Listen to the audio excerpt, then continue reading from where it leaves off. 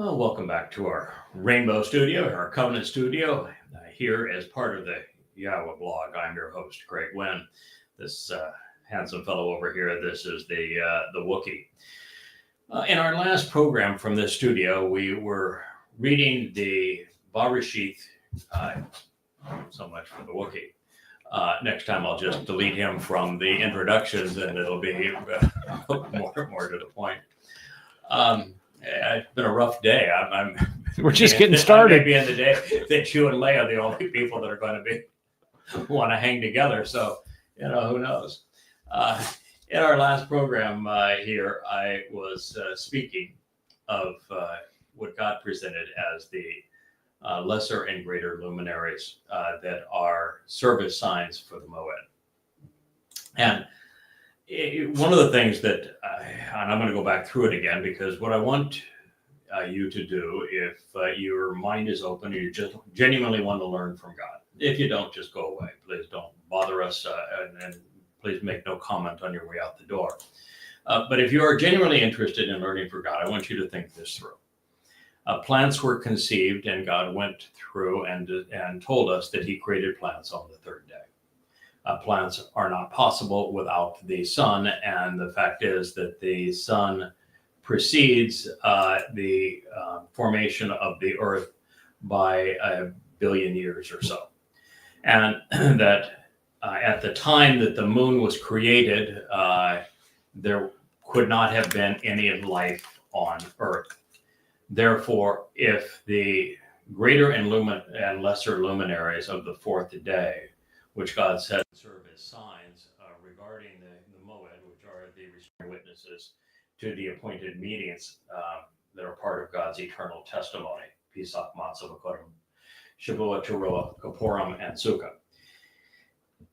If we are not to interpret them, the greater and lesser luminaries, as individuals who would help us understand and point the way to these Moed and serve as signs of them, but are to interpret this as the sun and the moon, then we'd have to call God an idiot, because there is no way that the sun and the moon were created after plant life was conceived on earth. It is one of the reasons that scientists and agnostics and atheists denounce the creation account, is because they say that the sun and moon could not have been created after life burst forth on the earth. And they would be correct in that regard. So since it cannot be literally the sun and the moon, unless you want to paint God as an idiot, I choose not to do that. We are now required to think what the greater and lesser luminary represent, why they would serve as signs of the Moedim, and why God had so much to say about them when they could not have been literally the sun and the moon, but only could serve as figuratively of one being more brilliant than the other, and one reflecting the more brilliant individual's light, particularly in the darkest period. So as we go through this and consider it from that point of view, you have really only two options here. One option is you can view God as an idiot, and that he had no knowledge of creation and was stupid enough to say that the sun and the moon became visible, were created after plant life was conceived on the earth. That's one option. I don't recommend it, but that is an option for you. The other option is that you can see them as individuals, at which case you need to surmise whom they might be. Who would be the individuals who would play the biggest role in the Moed, according to YAHOWAH, and who would help you understand the importance of those moed, and why would they have a relationship where one reflects the other's light? And why were they referred to as luminaries, as sources of enlightenment? And then when you contemplate all of that, what I want you to do is to assess if they are not Dod and Yada, then who might they be? And as for Dod, since Yahweh says when he returns, his position of authority in God's presence will be as brilliant as the sun, and then goes immediately to describing the eternal relationship that will exist with the moon in the 89th Mizmor, and constantly presents Dod's Bashar herald as Yada. Should it be any other combination of people, why wouldn't God have explained it? Where are they? We're running out of time, and there hasn't been anybody that has ever explained that's what this is referring to, and it's identifying these people, as is proven by the 89th Mizmor, which is why we were reviewing this in the first place. So I want you to think it through. I mean, there's a lot of people that are taking some really stupid shots at Yada Yahowah that are saying things that are absolutely gibberish and think that they are super virtuous. And yet it is obvious they don't have a clue. So I'm asking you, if you want to try to understand this, are you going to step up and deal with what it says? Because God said there will be lights as luminaries. There'll be sources of illumination. It is a compound of ma, to ponder the implications of, or light.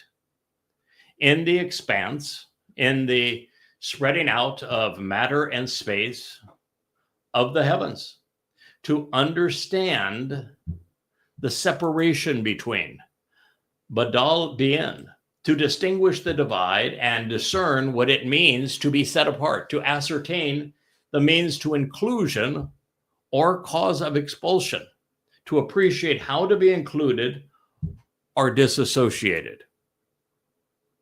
Has anyone ever explained Bien to you that way, or Badal? So that you can understand it in this content, so it makes sense in this statement? The time of light, Yom, the reckoning of time when there is light, as it is distinct from, Bien, differentiated from, the darkness of the night, the period of substantially diminished light and of wanting illumination.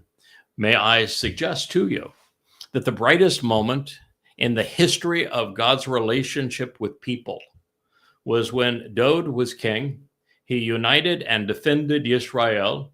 He acquired Jerusalem and the summit of Mount Moriah, established the city of Dod, and wrote around 100 Mizmor and Mashal to enlighten us. It does not get any brighter than that. And that day was in the exact middle of our time from the garden and our reentry to the garden. As for night, the longest period of silence from God began 447 BCE and only ended in 2001. It was nearly 2,500 years. There is no other period of time that God goes that long without communicating to us or through us. It is the birth of the religions of Judaism during that time, Christianity, and Islam. The rise even of Marxism.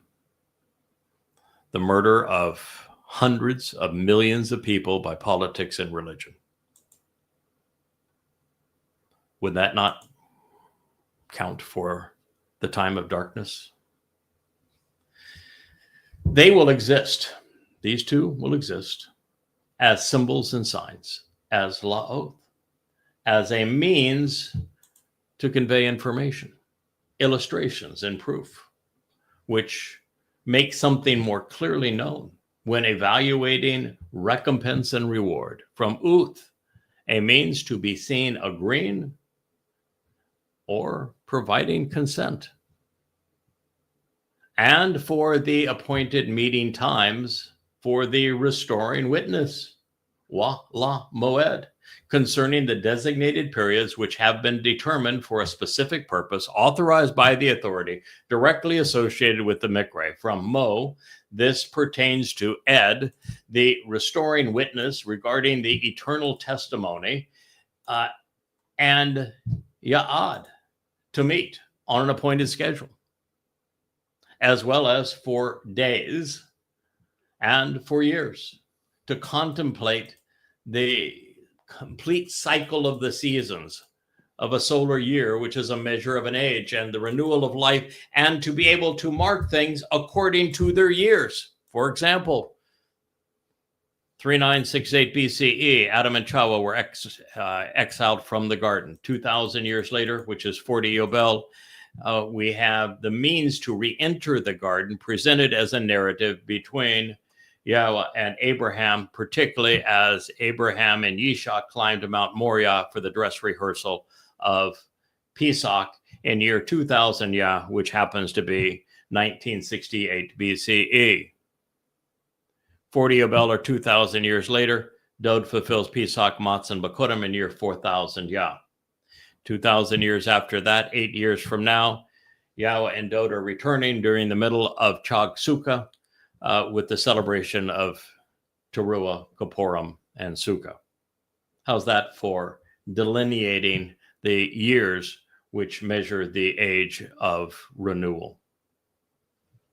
Bereshith 1:14. Therefore, they will exist as luminaries to ponder the implications of light in the expanse of, within the spreading out of matter and space of the heavens, to provide illumination and enlightenment for the earth, for the land. And therefore, it continued to exist like this thereafter upon what preceded it. Bereshith 1:15. God acted and engaged to appoint for this particular task both of these substantial and empowering, important and influential sources of illumination, Ha-Ma'or, Ha-Gadol. The two people that God goes out of his way to call Gadol are Dod primarily, and his herald, who takes a whole lot of flack trying to share this information with you regarding him. Yada. With the greater, more distinguished, and ultimately empowering Gadol, luminary, source of illumination and enlightenment, becoming prominent and clearly known as the influence over the illuminated time, which is when Dod thrived in his relationship with Yahweh and for the benefit of Yisrael. It's the greatest time ever in terms of inspired writings and of God's people thriving and being protected. And with the lesser, the younger, and more recent luminary becoming known for leading through illustrative words and as a prominent influence, to influence by effective and vivid communication, leading to understanding. Do you think he's talking about the moon, or do you think he's talking about a person who wrote a lot of books and has a lot to say on maybe the Yahowah blog? At night, when the light is not well known, where there is a scarcity of light and comparative darkness, a period of ignorance as a result of failing to be observant, along with the heavenly powers. 1:16 of Genesis, Bereshith.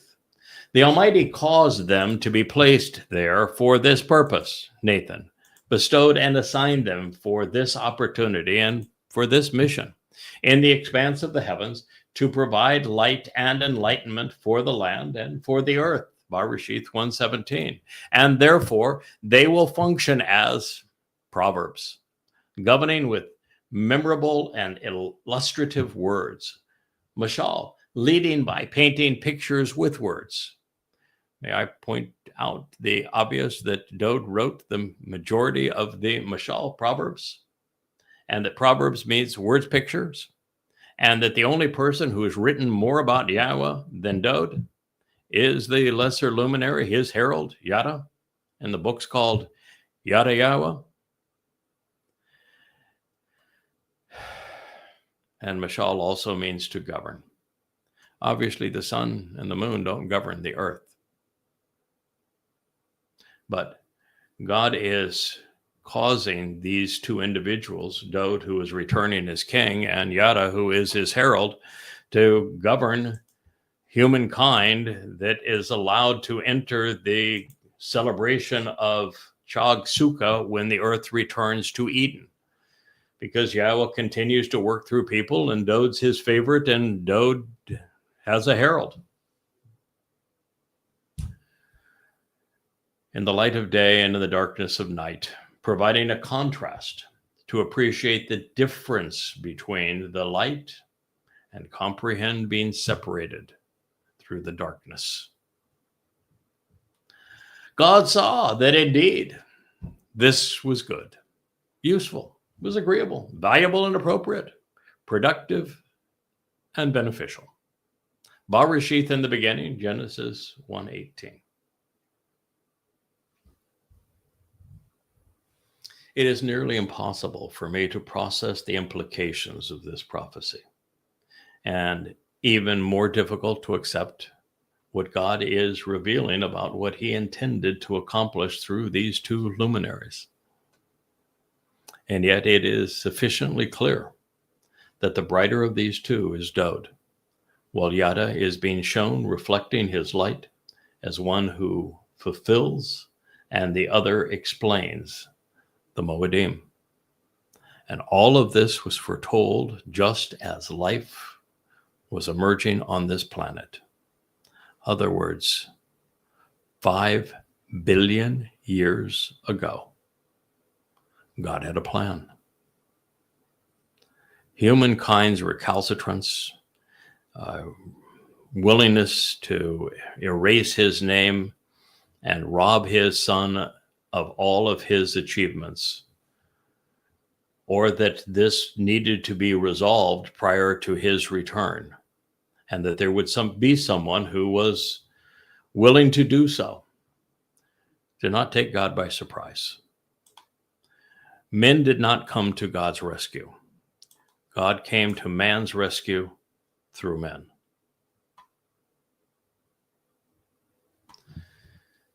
And these two references to the interplay between the sun and moon as enlightening witnesses are affirmed by a third acknowledgement.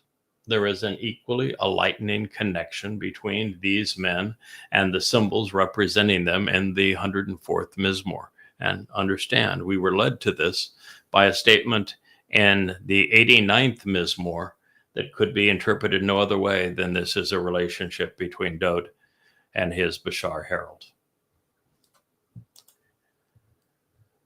The most highly exalted mountains are to approach that which prevails and is beneficial. As an elevated rocky crag is a trusted shelter to provide protection with the treasured scribe. Mizmor 104:18. The moon will act and engage, for Yada knows and acknowledges the sun's arrival as the eternal witness for the restoring appointments. Moedim, that's what it says.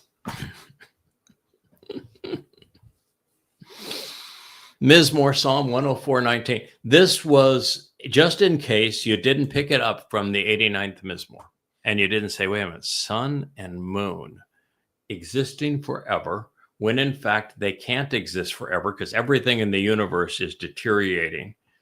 So what is God talking about here? And why is Dod's seat of honor before God being equated to the sun? And then you go back, oh my, now I get the creation account on that long narrative regarding the greater and lesser luminaries. It one thing leads you to another. Knowledge and understanding beget comprehension in this regard. But just in case you didn't get it, God comes to the rescue with the 104th Mizmor. The most highly exalted mountains, that'd be Moriah, are to approach that which prevails. And, well, there's actually two. It's Moriah and Towrah, right? I think Yahweh likes Moriah, which means to revere Yah, more than he likes Towrah, which means cutting edge.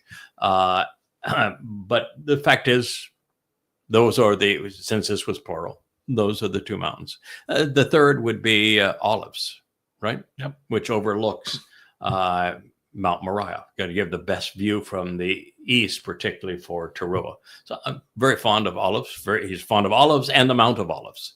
And Zion isn't a separate mountain; it's the ridge line that runs from Moriah down through the point where it was the city of Dod and Dod's home from the summit on down. And it's called the signs that are posted along the way to show you how you get from the world of man to the world of God.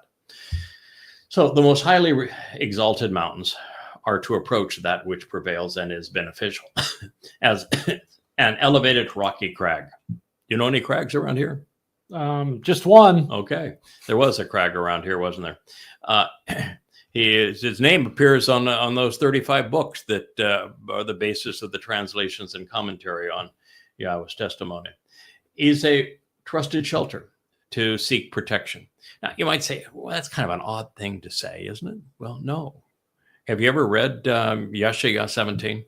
Yeah. Okay, in YAHOWAH 17, once you go through the Shavua harvest and the Teruah gleaning, we're told that there are 2 to 3 olives on the uppermost branches. Those would be Yehudim. And 4 or 5 on the branches that have been cut away. Those would be Israelites.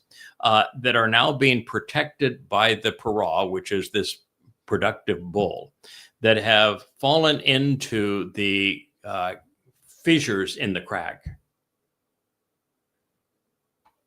So it sounds like this shelter to seek protection is explained later in YAHOWAH 17. It's all taking place on Teruah. And he's protecting them because the following morning is going to be the sacrifice of the Adamah Parah that purges them of their religiosity so that they're prepared for Yahweh's return on Kippurim and then entry into the restored garden of great joy, Eden, on Sukkah. That's why it's a trusted shelter to seek protection with the treasured scribe. They might say, all right, treasured scribe, who has written more about Yahweh and revealed more insights about Yahweh than any person who's ever lived? You. Yeah, the crag. The crag. Yes, crag. And oh, by the way, what is that crag? When he, for the first 10 years he wrote, trying to be anonymous, what did he write under what name? Yada. He thought he was being cute. Yeah. The moon will act and engage, for Yada knows and acknowledges. Once again, interconnected coincidences? I don't think so. I don't think so. The moon will act and engage, for Yada knows and acknowledges. Is the moon intelligent? The real one up? I mean, no. the one that's up there that controls our tides? No. No. Does the moon engage in anything? No. No. So when he's saying that the moon is going to engage and knows, and Yada knows, is he speaking of the moon literally, or what the moon represents as the lesser luminary? It's what the moon represents. It's all the word pictures that these people don't understand. That's why it's called a mashal, isn't it? Yeah. Okay. So the moon will act and engage, for Yada knows and acknowledges the sun's arrival. Yeah. Well, who was it that actually told you that the sun is going to arrive on Yom Kippurim in year 6000 Yah, which is the 2nd of October, exactly at sunset, 6:22 p.m. in Jerusalem on October 2nd, 2033? How's that for acknowledging when the sun's arrival will take place? It's going to be spectacular. Yeah. And by the way, I'm going to be there. Me too. You're going to be there. We're all going to be there. The moon is going to acknowledge this because Yada knows about the sun's arrival. And the sun at that point of God, the one representing the greater luminary, now he becomes the ultimate eternal witness to the restoring appointments. Up to this point, both of them had participated. In fact, just on Towrah, Yada will have offered his Bashar body as the Adam of Parah, as the man from Edom, as Obed Edom, so that Dode can return. When Dode returns, he goes and takes a huge step back and is now simply reflecting Dode's light. So Dode becomes the eternal witness to the restoring testimony and restoring appointments. It's cool. Takes his place as our king. Takes his place as our king, and we do our best job to reflect his brilliance thereafter. I even had somebody write on my Facebook page that, there can't be any kings in Eden. Well, there can't be any kings, plural, in Eden. That would be true. Yep. And there's no competition for kingship in Eden. But Yahowah says that Dode is returning as king, and Eden is really being shaped for Dode's kingdom. So my guess is that Yahowah has pretty much assured us that King Dode is going to be in charge of Eden and the universe thereafter. So if you don't like kings, I've never been fond of monarchies myself. But I'm going to make an exception in this one.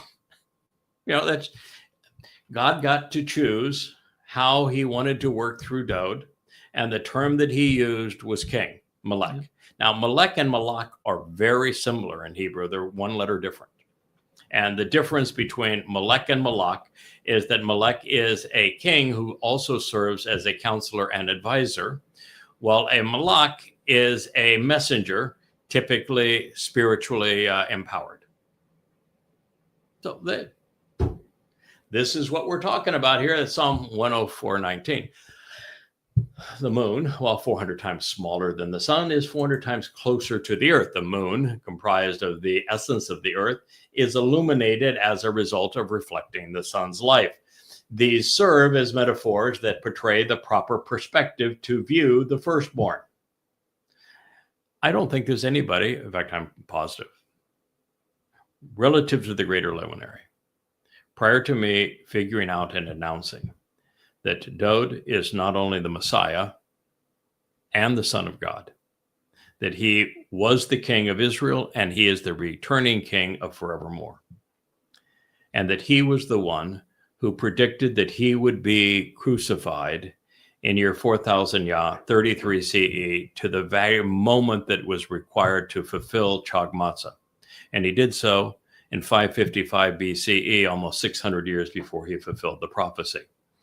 And that he described the nature of crucifixion, which was how he would fulfill Pesach, 700 years before crucifixion existed and 600 years before Rome even existed. That's pretty impressive.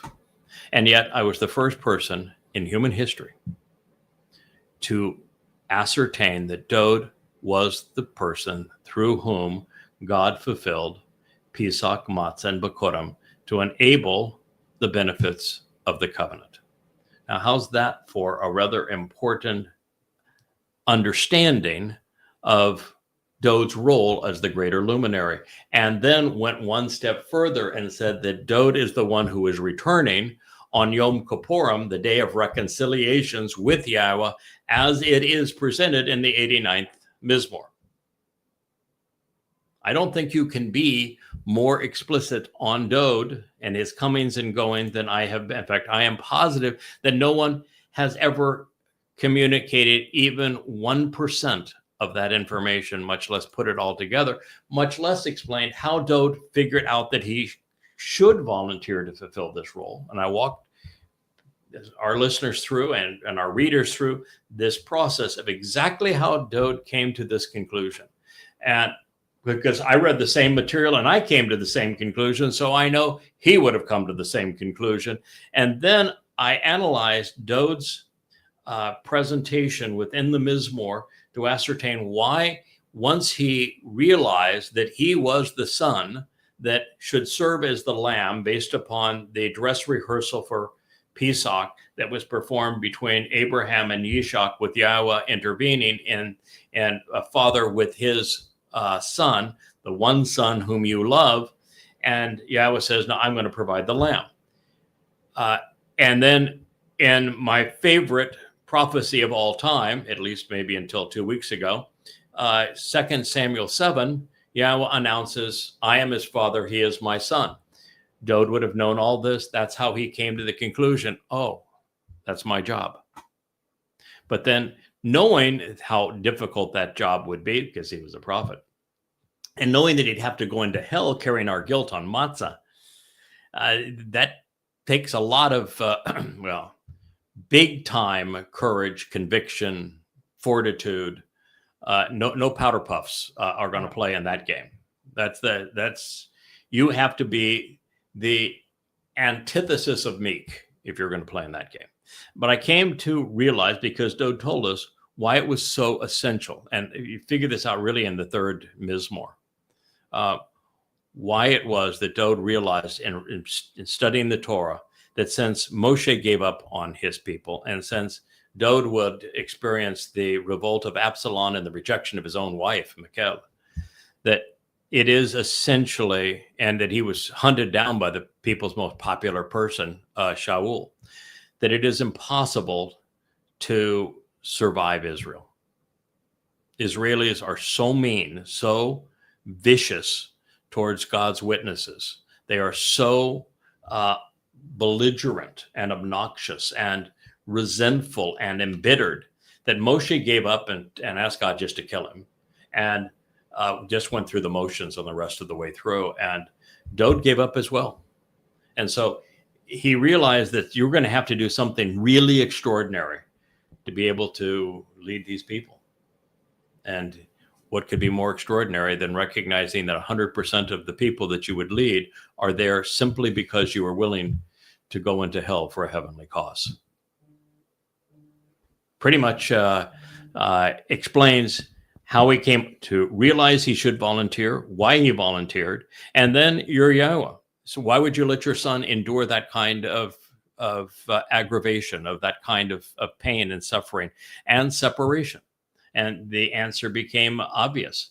It's to demonstrate not only extraordinary love and conviction and courage of a man, and to say that this is possible. It's possible for a man to have such love and devotion for me and the relationship that I'm trying to achieve with humankind, that he would be willing to volunteer to do this. But I think it's far more indicative of God saying, I created humanity for the purpose of a relationship. And so I want to do the most important things through people. This is the single most important thing that could possibly be done. And if there is a man strong enough to endure this, then it proves that all things are possible when we collaborate together. If you are confident enough in me, you trust God sufficiently, and are bold enough, you can, when paired with Yahowah, you can accomplish the greatest things that can even possibly be imagined.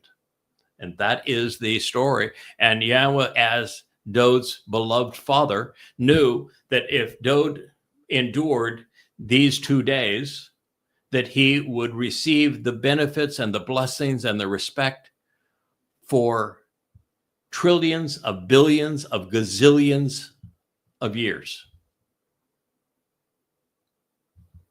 And the weak-minded want to equate this to human sacrifice. How stupid. They want to dismiss it all. Yes. Yes. But they're not dismissing it to human sacrifice because they're trying to annul Dode, but of course that's what it does. But because they're fixated on annulling me, because they can't have a mommy goddess cult and speak for a non-existent spirit mom unless they trounce me. And so their whole life and all their little helper bees are devoted to silencing the one voice that knows that they're a complete fraud. Well, anyway, that's a pretty astute way of coming to know not only of Dode's arrivals, which are the important markers of time, even the dates pursuant to when Dode will fulfill the Mikre as we move through them. And all of this is conveyed to explain the timing and the purpose, the who, the what, the where, the why, the when of the Moedim, predicated on how we view the sun and the moon.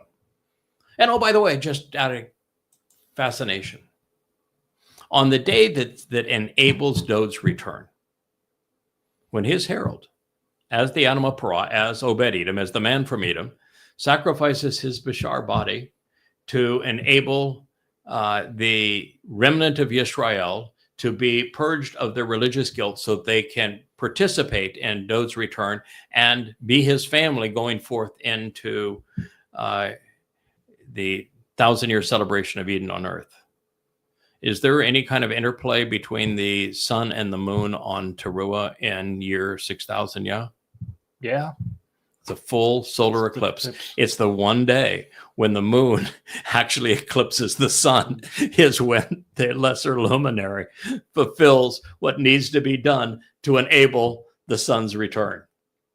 How's that for orchestrating the event? And oh, by the way, when we move into Sukkah, which would be the 7th of October in 2033, is there any interaction between the sun and the moon that might indicate, well, they are even showing their witness to this final fulfillment of the Moed on that day? Yep. On that day, there is a full lunar eclipse, isn't there? Yep. That is the day where the Earth's shadow covers the moon's surface, and the light from the moon is totally eclipsed at that time. It turns bloody red, actually, because of the way that the red lights curve over it. So you still see the moon. It's just bloody red. The solar elliptical coincidence of what's happening at that time isn't going to happen again for several hundred years. Centuries. Yeah. Because in year 6,000 Yah, 2033, the first of Abib is a full solar eclipse. And on the fulfillment of Matzah on the 15th day of the month in 2033, 14 days into Abib, it is a full lunar eclipse.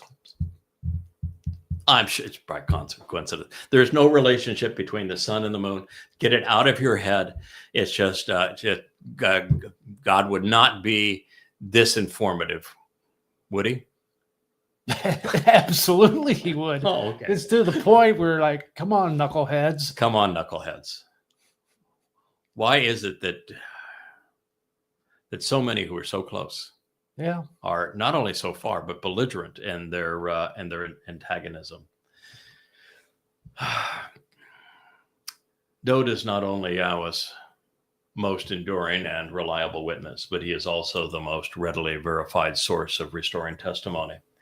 And while he did his part to tell us what he was going to accomplish, even detailing his own crucifixion and his journey into hell, no one, not one single person over the course of 2,000 years or 3,000 years from the time that Dode explained it was willing to give him credit for what he had done.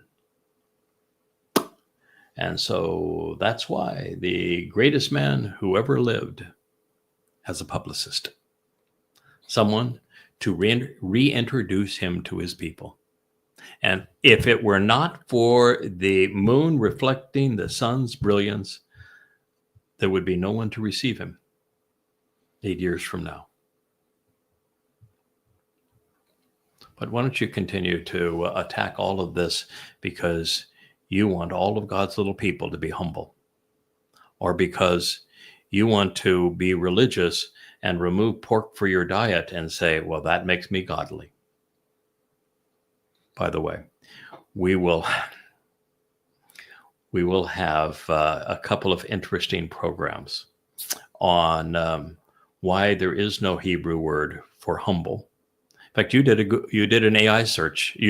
I took 5 minutes about a week ago when this started to metastasize, and because I knew that the first attempts that the opposition was using to discredit me regarding humble were words that didn't mean humble. One means tightly wrapped to Yahweh, and the other one means responsive to Yahweh.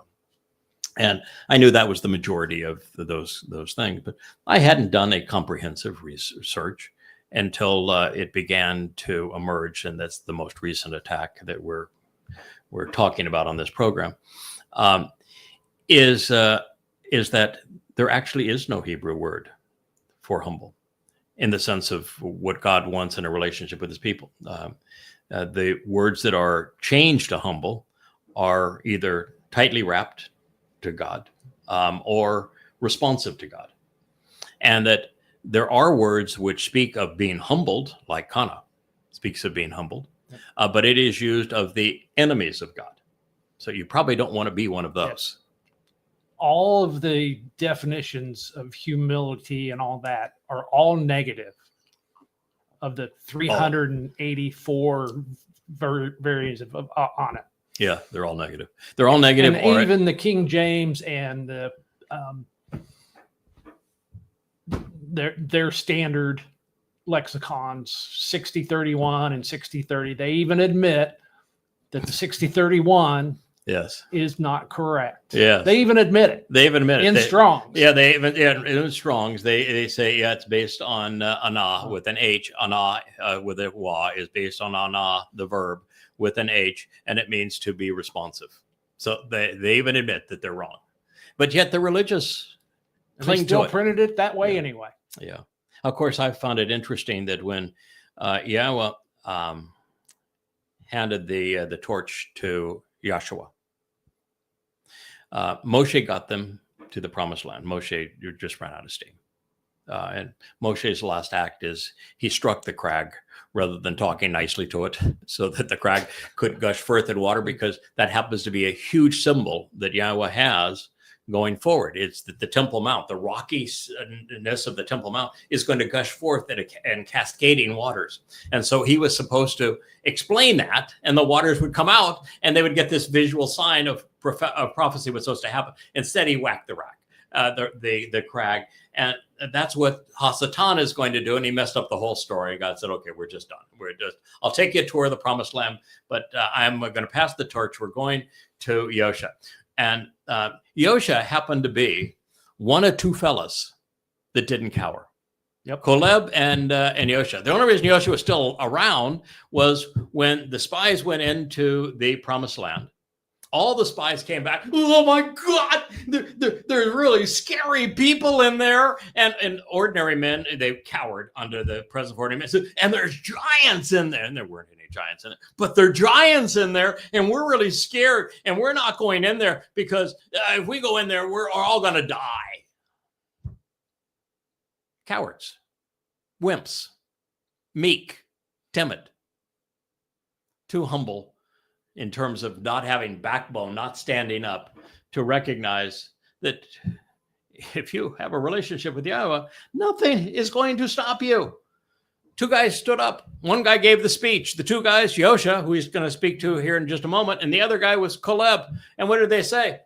Yeah, God's with us. They don't matter. Let's just go. Stand up, be courageous, show some conviction.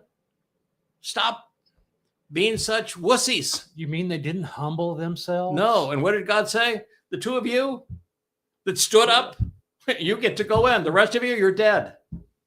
Did he try to say, oh, come on, people.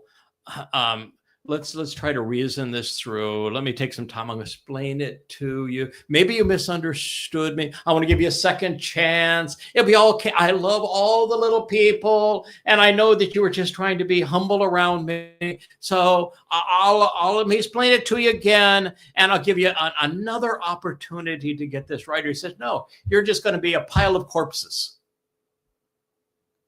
I think what he said is everybody over 20 is going to die. Yep. And I was going to see a pile of corpses. So what would you take from that story? And then when the torches passed between the two, and Yah was having his first speech with Yosha, he says, I want you to know, I'm with you. I will never back down from you. I am with you all the way. I will never withdraw from you. So what I want you to be is Shazak. You know what Shazak means? Tough as nails. It means firm, resolute. You are absolutely committed to being fierce. I mean, Shazak means fierce. It is the antithesis of humble. And he says, if you do that, and if you are super strong and you act in a very powerful way, then these people will get to inherit that land. So if you want to inherit the land, you're going to be a wussy like the Jews that said, little people, they're scary. They humble us. Or do you want to be like Caleb and Joshua, or as Yahweh describes, and be Shazak? I mean, how hard is this, folks, for you to figure out? Or you just don't like God being the way he is? Or you just don't like the kind of people? Maybe it is. That's the problem. You're like the rabbis. You don't like the people God chooses. The rabbis don't like Dode. They sure as hell don't like me. And they for sure didn't like Moshe. So maybe that's your problem. You don't like the people God likes.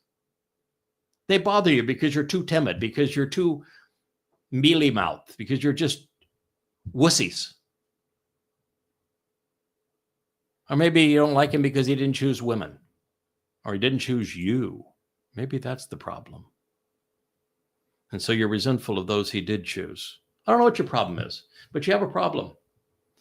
Oh, by the way, the other thing that they wanted to say was that your diet will absolutely preclude you. You are a fraud if you say that you can eat anything that you want, so long as you do so thoughtfully.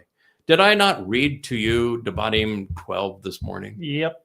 And did I not present Devarim 12 along with Devarim 15, that are the two chapters on what you can eat?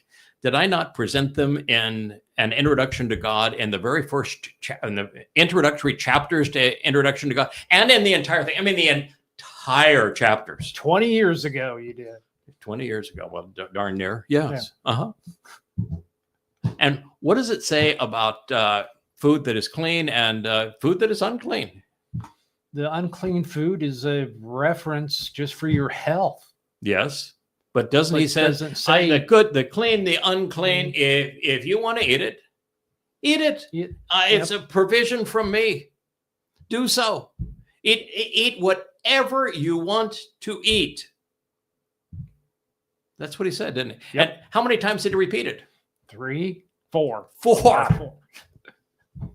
But hey, I don't want to bother you. If you want to be kosher, that's up to you. Be kosher. In fact, I have always said, as it relates to the juxtaposition of Devarim 12 and 15, 12, eat whatever you want.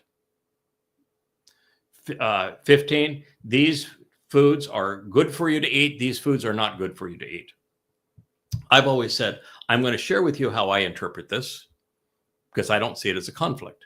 But I am also going to share with you that my job is to tell you what God said, and then your job is to determine how you're going to apply that to your life. So if you're applying that to your life and you say, well, this means I'm going to not eat catfish, but I'll eat salmon, that's fine. If you don't want to ever have a shrimp, that's your choice. I'm not going to tell you you're wrong never to have a shrimp. But I want you to know what it is that God said, and you can make your decision. But the key thing is, about everything God says, if you want to make the word of the day a word that's only used once, and you're going to hang your hat on that, and so you're going to die on the hill of humble, then my suggestion to you is you open up your mind to the fullness of what God said, as opposed to one thing that you want him to have said, that out of context you can interpret religiously, should you choose to. That would be my advice. So my view here, and we'll do a whole series of shows on what you can and cannot eat, is that the only way for Devarim 12, which says over and over again, you can eat whatever you want, with God's blessing. And then Devarim 15 saying, these things are good for you to eat, these things are not good for you to eat. There's only one way that I'm aware that you can juxtapose those two statements and have them both be true. And that is for the overall instruction on food is presented first in Devarim 12. I'm not going to make a religion of food. You can eat whatever you want. And then in Devarim 15, he's saying, all right, I'm going to tell you the things that are healthy for you and the things that are not healthy for you. And from that point, which was 1447 ish, probably at that point, it was probably 14, more like 14, 07 ish, very close to going into the land. So 40 years later. Just on the other side of 1400 BCE to about 40 or 50 years ago. Everything God listed that was not healthy wasn't healthy. It was really risky. We did not have refrigerated transportation. We didn't have a health services that could monitor meat processing facilities properly and ensure the integrity of food. And we just didn't have enough knowledge to deliver things like bottom feeders, or particularly pig, because pigs at the day would eat anything, and the way their stomachs work, they couldn't process it, and so they were really susceptible to a number of different diseases, and we'll talk about those when we do these shows. But 99.9999% of that has been resolved. So if God was delivering that same instruction through a Moshe today, the instruction would be quite different. Yep. Because you wouldn't have 3,400 years of time when the advice he gave was absolutely astute as to what's good for you to eat and not good for you to eat. So God said, you can eat anything you want. I'm going to tell you what things are healthy for you and what things are not healthy for you. Now, that's the only way you can take those two thoughts and put them together. And God presented them that way so that if you tried to make a religion of food, that you would know that it was in conflict with God's instruction, because his people made a religion of food. Didn't they? Oh, yeah. A whole tax system based on food. Yes. So these are the kinds of things and that you need to know. And it's just like the greater and lesser luminaries. If you were to read the greater and lesser luminaries from an average translation, your only conclusion would be that God didn't know what he was talking about. This is a mistake. Therefore, I should reject the book of Genesis. That would be the only rational decision that a person could make, is that the source of this made a mistake in the order of events. Therefore, it doesn't know what they're talking about. And yet the source presented this in the fourth day, because the fourth day is when the greater luminary would do its thing, fulfilling the moed. So I chose, in my rendering of those words and in my explanation of what God was talking about, to take Yahweh seriously, and to know that the God I have come to know and respect through the brilliance of his testimony doesn't say things that are stupid, and that he consistently tells the story from every possible vantage point so that we would be prepared to understand how everything's going to play out throughout time. And then when you read the 89th Mizmor, you go, wow, that's the answer. And BB's commenting and going through the Forrest Gump shrimp possibilities. This is hilarious. So BB is posting online and telling you all of the possibilities. Stir-fried shrimp and lemon shrimp and coconut shrimp and pepper shrimp and shrimp soup, shrimp stew. Forrest Gump and all the ways you can have shrimp. Well, we'll do shows on these things, but when God is saying things that are this profound, and in the last 2,500 years, there's only been one person that was capable of explaining to you, and it's regarding the most important things pursuant to our relationship with God. I think you would be best advised to listen to what he has to say and to benefit from it than you would be to attack him. But, your call. Bubba. The enlightened and aware, informed and rational, will celebrate Dode's life, their lyrics, and they will acknowledge our Father's love for his son. That said, we have reached the portion of Dode's song that was alluded to in Samuel, 2 Samuel 7, when Yahweh predicted that his people would deny and denigrate the very Son of God and Messiah. And yet, even more than Jacob, Dode is Yisrael. The promises made to him were also made to them.